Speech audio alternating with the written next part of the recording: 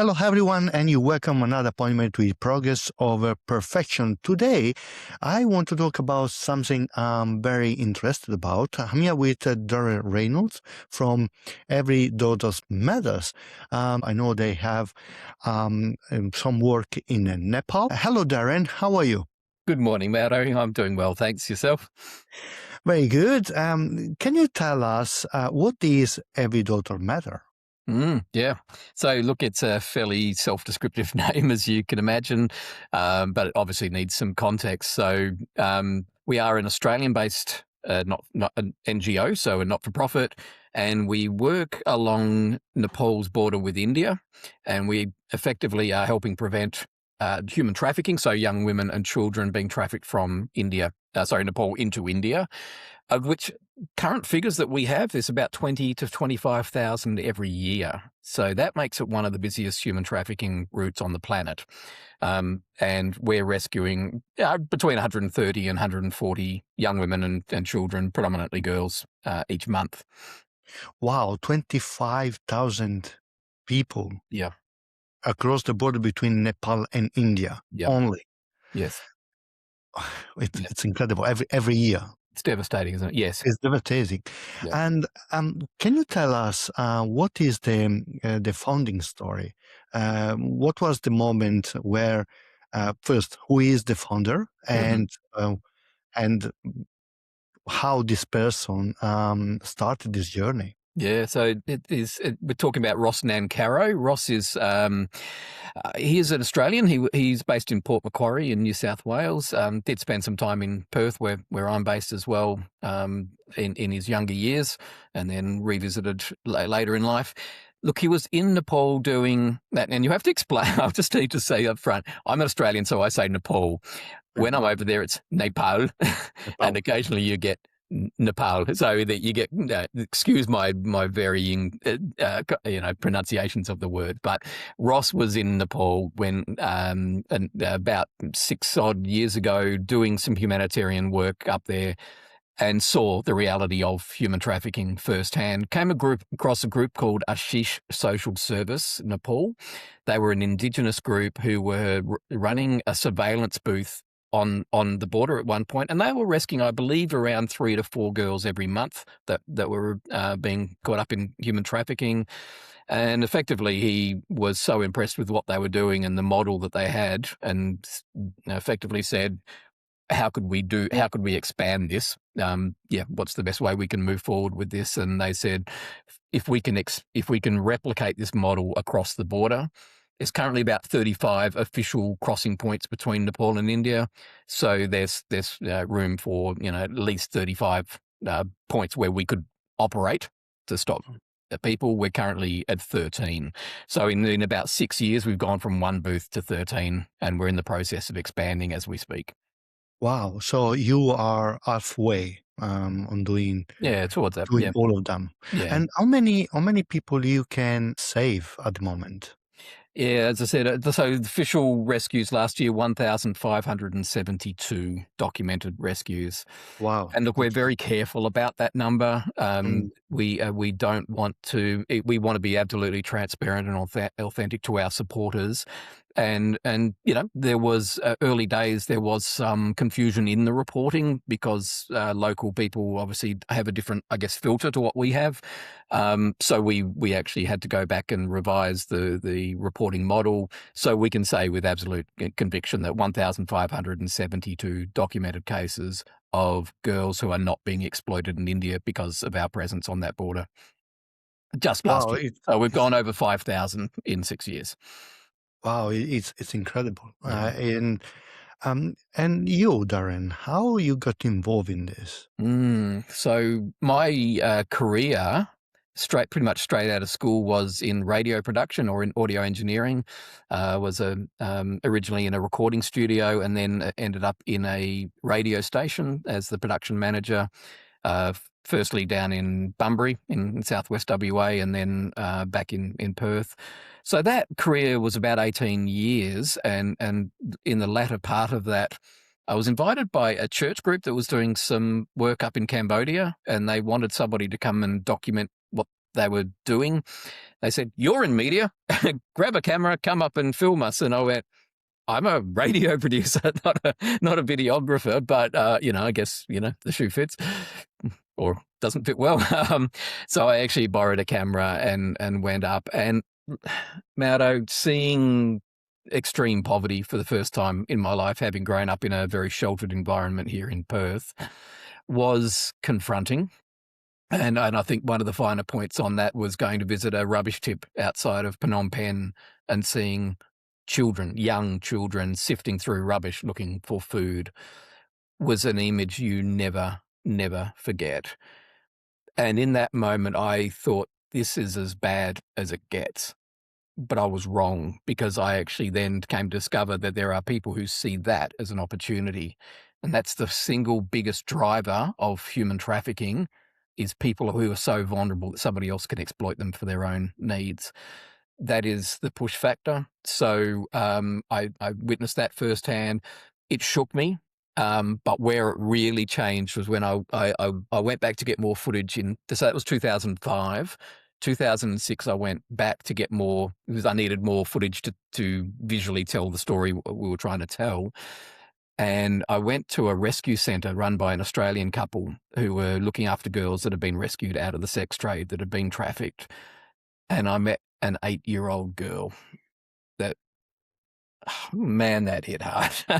And particularly, I think personally, because my daughter Cassie was 8. And yeah, it hits close to home when you realise the predicament that other fathers are in, where they're having to face selling their children. And I didn't know what to do with that. So that was a confronting moment, because I came back quite lost and came back to Perth and went, what do I do with that? So I ended up working with World Vision for 8 years, running I don't know if you ever came across the 40-hour famine in your time. No. Bit of a rite of passage in WA. It was children giving up food for 40 hours and raising money to give to World Vision to work in poverty alleviation.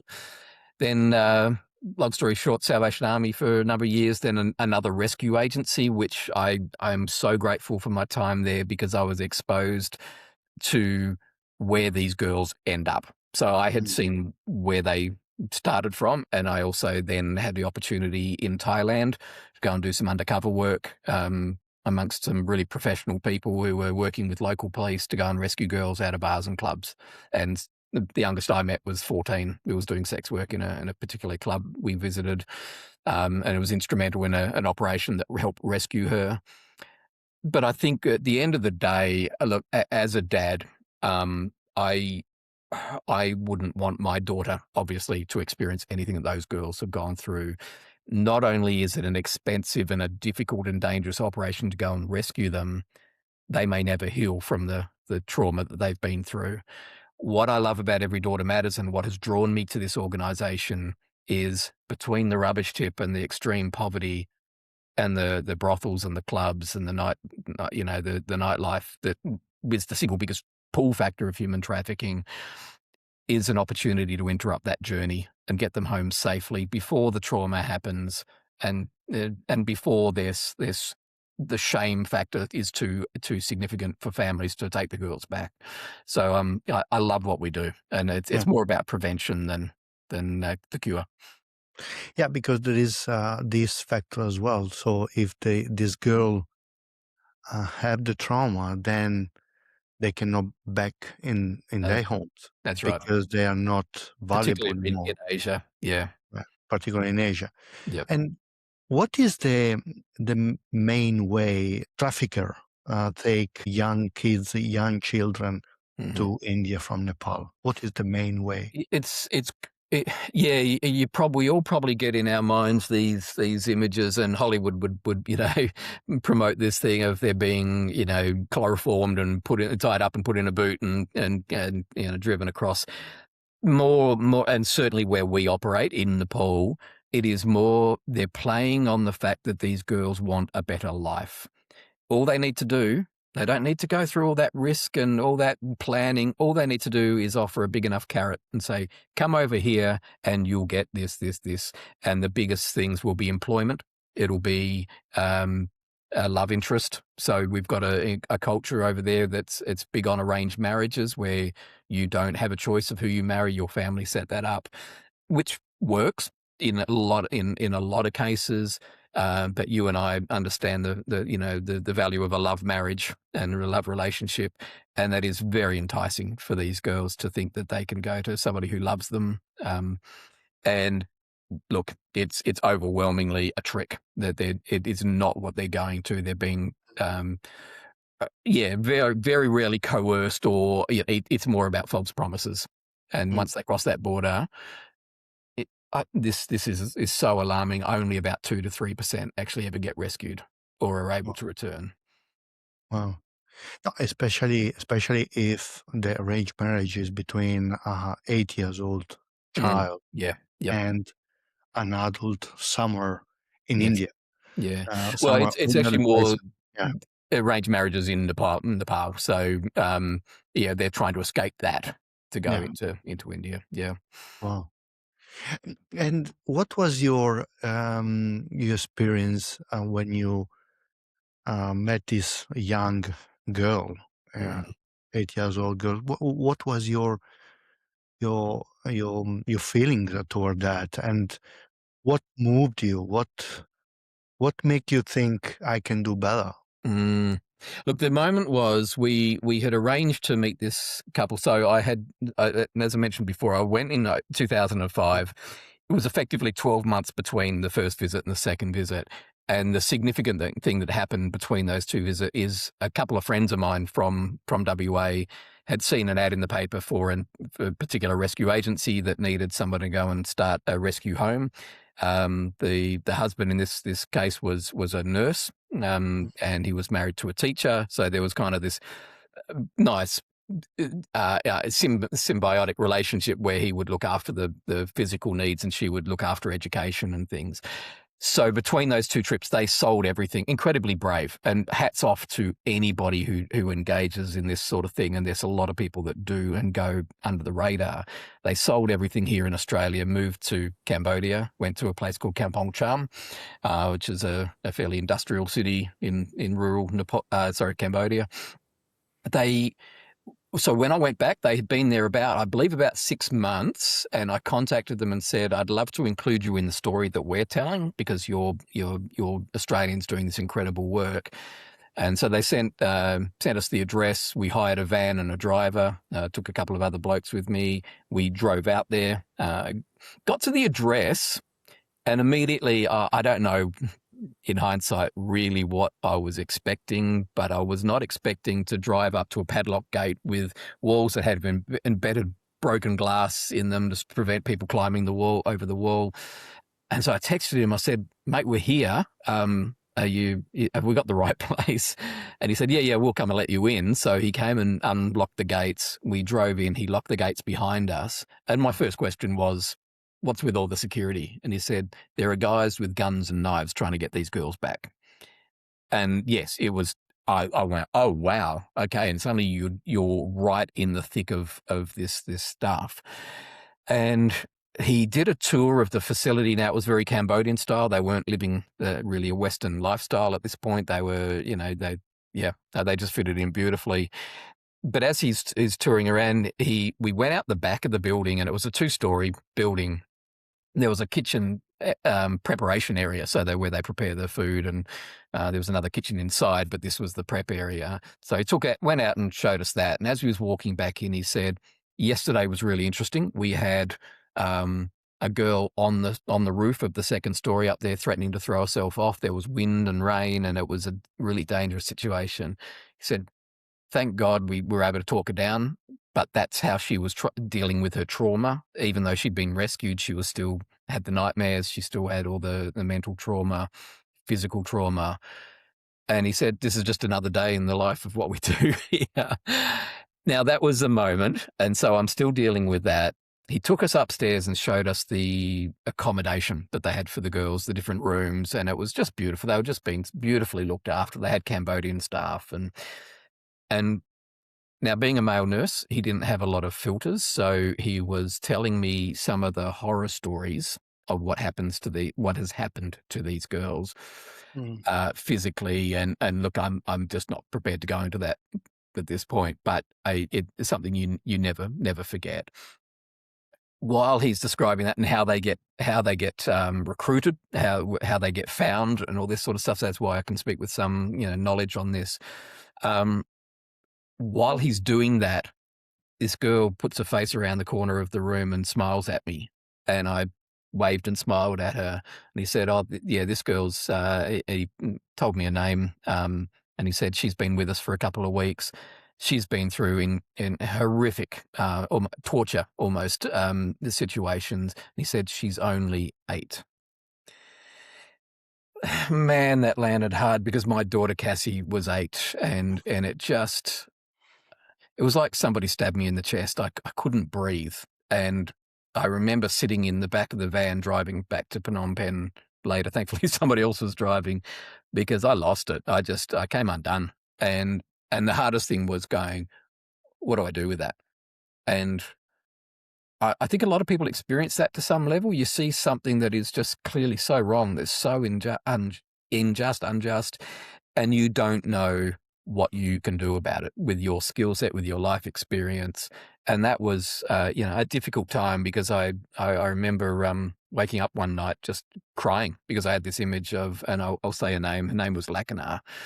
I had this image of Lacanar burned in my brain, and I remember my wife rolling over and saying, "What's going on?" And I said, I don't know what to do with that. She's kind of haunting me, and so I end up, that's how the job with World Vision came about. I applied for a role there, and loved that because it really gave me a better understanding of the desperation that people experience in these parts of the world that you and I, God forbid, would never experience. When I go into schools and talk to kids, I'm going, this is a desperation that you and I will never know. And I love that they're helping alleviate that, but I've been more and more drawn to, yes, that's happening and there's rescues happening, but what a great opportunity here with what Every Daughter Matters is doing at that point of interception. And I think the other metaphor I tend to use is there's 2 ways to save a drowning man. One is to pull him out of the water. The other is to stop him falling in. And when we're talking about falling in for these girls, we're talking something way more horrific than just getting wet, right? Yeah. So I think, we all would understand the prevention in this case is so much better than the cure. Wow. So crazy to think, and make me mad thinking about this stuff. Um, it's interesting because a few weeks ago I was in a Uber driver, and this guy was from India, and we were talking about these things, and I don't know why we reached the point to talk about these things in Uber driver, but he told me about in New Delhi there is these buildings, 7, 8, 9 store buildings where there's all prostitute, Mm-hmm. and the majority prostitute are minors. So the majority, there's a lot of girls, he was saying, and get kidnapped or taken away from the farm in outside the cities with the promise of a job in the city. They enter in these buildings and they never get out. Yeah. Nobody see them ever again. Yes. And it's horrible that this is happening under our eyes and nobody say anything about this. Yeah. Yep. And that plays back into that stat I said before, where only 2 to 3% ever return home. I think Nepali girls are, unfortunately, it's a perfect storm for them because they are so vulnerable and so naive. And once they cross that border, and this is I think the thing about human trafficking is when you take somebody out of their family, they're immediately more vulnerable. As soon as you take them out of their community, that's another level of vulnerability. And then when you start crossing borders and you're talking now, they don't even speak the same language anymore. They don't know the geography of the land. getting home gets exponentially harder once you start crossing international borders, and so they're not even necessarily, although often are, chained to beds or kept in locked rooms, because they wouldn't know what to do anyway, and often, unfortunately, local authorities can be part of the problem. If they go to the local authorities, they may end up back where they were, because everybody's in on it, trying to, police are trying to feed their own families as well, and this is again, poverty is just I just hate poverty. Poverty will make people do things they would never dream of doing if they weren't lacking. Who are the perpetrator? Well, men, female, Um, adult, kids, Westerns people, Asian people. Who are the yeah, people in this work in Nepal, of course? yeah. Look, it is overwhelmingly Indian men who are driving it. They will use women in the process to, and again, if a girl is approached by a woman, um, she's less likely to be suspicious, because why would a woman do this to a girl? But if that woman's on the payroll and is desperate and needing to feed her kids or whatever, she will sacrifice someone else's child. That again, look, it's easy to sit in judgment, and you mentioned before you were feeling angry, and I identify with that. And I think if we were to eliminate two things, poverty and greed, this stuff wouldn't happen. People get caught up in this, and I've met a brothel madam over in Thailand who seemed like the most lovely person in the world, and yet she was pimping out three of these underage girls in a bar that we were in, and you want to punch them in the face, but you're only punching the tip of the iceberg, right? But these people pay when they get caught, or not really? Yes, yeah, that's getting better. I think you've heard the phrase "it takes a village to raise a child." In terms of human trafficking, I love that there's a lot of interaction between different agencies, and there's a lot of cooperation. So where you and I guess even beyond human trafficking, in poverty alleviation. So if World Vision and Oxfam and Red Cross and those sort of guys are out working in communities to ensure that there's clean drinking water, that takes away one level of vulnerability. Then if you've got people like us stopping human trafficking at the border, but then you've got other people who will go and rescue them if they do go in. And then you've got people like International Justice Mission, who are a big international organization, another NGO, who have done a lot, I believe, in the rescue space, and that's certainly where I was first came across them. But now I understand their focus is more around the court systems and making sure that prosecutions stick and that people are being held to account. Now, at that 1,572 rescues we did last year, I believe it's something like 1,530 something of those were referred to local police in Nepal along the border. We stand alongside the police at those border crossing points. We will not set up a surveillance booth and staff it with Nepali staff unless there is a police presence there, because of the risk, obviously. Can be dangerous for you as well as an organization. Yeah, yep. Yeah. So, and then when there is an interception and the trafficker is with them, we have instant access to the police. And just give you a quick, I guess, an anecdote on that. I was at a particular border crossing. I think it was fairly over to the west of the country, but still on the southern border. It was a particularly bad crossing point in terms of human trafficking, and I went into our little surveillance booth. So we have these blue booths that where the girls operate from, and they're just tin huts effectively, but they stand out, and they're right there. I went into the booth just to get some photos and had our staff working at the desk there, and I was photographing through and trying to see through the windows so we could see the border crossing. That's how close we were. And as I was doing that, the staff intercepted a tuk-tuk or an auto with one. I think it was only the one guy and about 3 or 4 girls, and quite young. So either around 18, maybe some might have been a couple of underage. And they stopped them, and our staff have the power to stop and detain for a brief period of time. if they want to go, we can't stop them, but we have the authority to stop them and use that opportunity to ask questions. And they brought them back to the surveillance booth. The next thing, they're coming into the booth, and I'm still in there, so I'm sort of trapped in the back corner, trying to be a little bit invisible here. And they're all laughing, and I went, okay, this seems all right. But I don't speak Nepali. I'm just in the process of learning the alphabet at the moment, so I can actually get some language skills. But I didn't understand what was going on, but I felt the mood shift, and I saw the body language change. They were starting to get hostile towards our staff because they were not liking the questions, is how I interpreted it. And in that moment, I was sort of caught like, I may have to get involved here simply because I'm trapped here.